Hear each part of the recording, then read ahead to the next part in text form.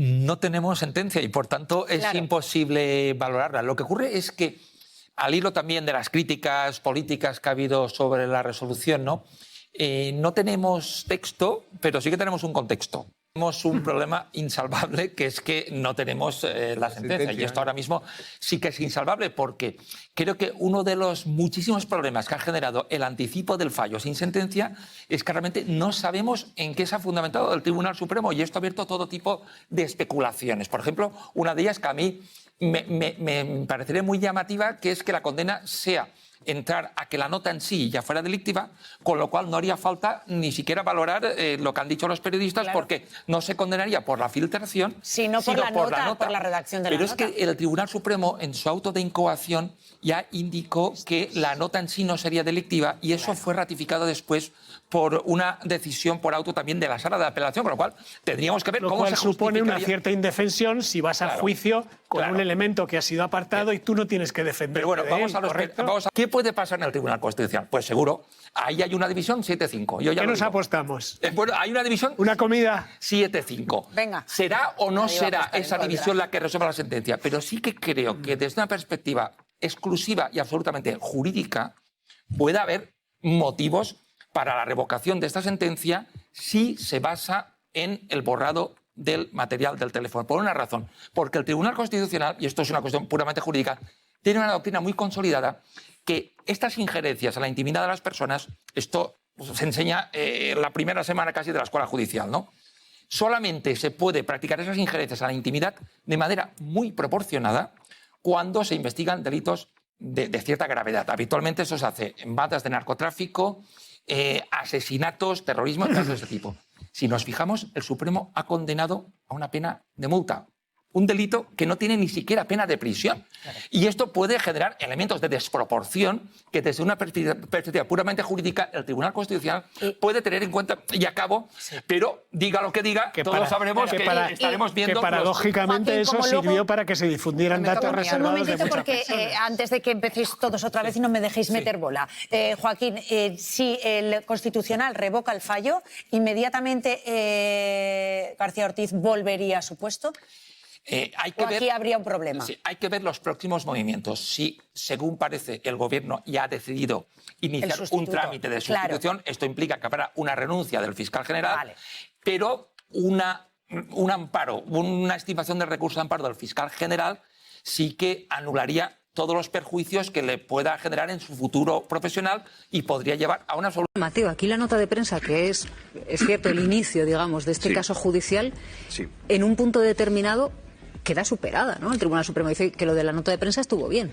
Es lo que pensábamos, porque ahora, echando la vista atrás, en las conclusiones, por ejemplo, del juicio hubo hasta 3 acusaciones populares, la Asociación Profesional Independiente de Fiscales, APIF, Manos Limpias y CAN, el Colegio de Abogados de Madrid, que apuntaron de forma subsidiaria al delito por el que inicialmente creíamos todos que estaba acusado, que conllevaba penas de 2 a 4 años de prisión, apuntaron al famoso delito, efectivamente, del 417.1 del Código Penal, que es el que habilita la inhabilitación, que es por el que finalmente ha sido condenado. Y claro, este delito y estas acusaciones reiteraron en su alegato que la nota de prensa, que era una leyenda urbana... Claro, la nota de prensa siempre se dijo que era algo superado, avalado por el Tribunal Supremo, y que lo que se estaba juzgando era si Álvaro García Ortiz había filtrado o no había filtrado ese correo electrónico del novio de Díaz Ayuso en el que reconoce 2 delitos fiscales y al que al menos 3 periodistas habían accedido antes que el fiscal general del Estado. Hay un momento del juicio a Álvaro García Ortiz que a mí me ha venido hoy especialmente a la cabeza, y es cuando su defensa, la abogada del Estado, dice: pero es que nosotros no sabemos de qué nos estamos defendiendo. Efectivamente, es verdad que lo comenzaba ahora el magistrado, es el principio acusatorio. El principio acusatorio te tiene que definir claramente de qué está siendo acusado.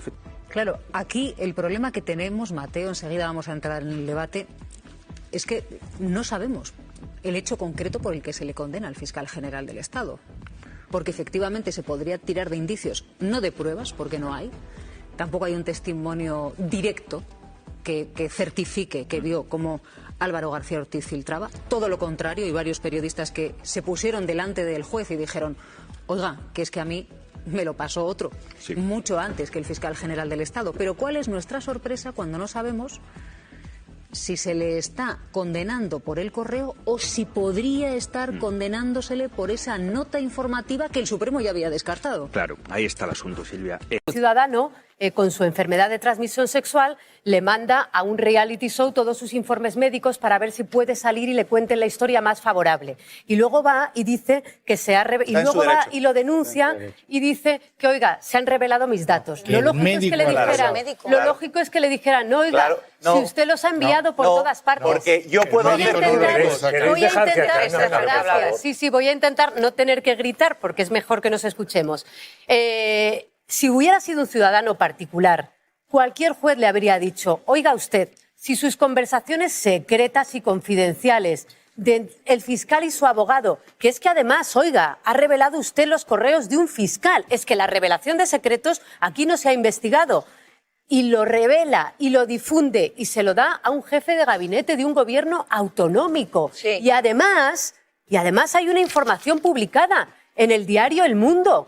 Y usted eso no lo denuncia. ¿Por qué? Porque le es favorable. Y usted denuncia la que no le es favorable. Pero resulta que sus datos son exactamente los mismos. Los datos son los mismos, con lo cual usted no tiene derecho a la protección de sus datos cuando los ha difundido. Otra cosa es que haya profesionales que prefirieran elegir otro titular y entonces completaran la información que ya se había difundido. Oiga usted, la Fiscalía no le ofrece un trato de favor. Es usted el que se lo ha pedido a la Fiscalía. Es usted el que ha revelado los datos. Sigo.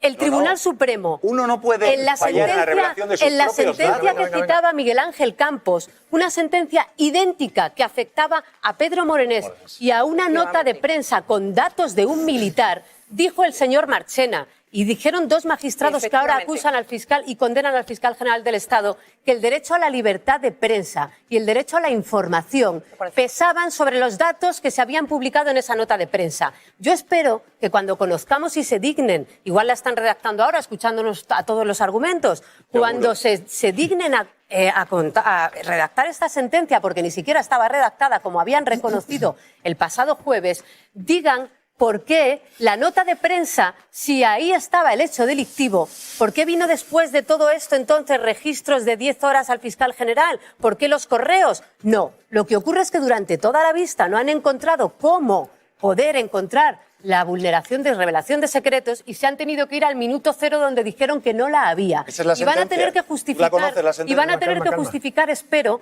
por qué el derecho de prensa en unos casos sí se antepone y en estos casos no solo se ha desprestigiado el testimonio de los compañeros, sino que se ha antepuesto unos datos que ya eran públicos sobre el derecho a la información.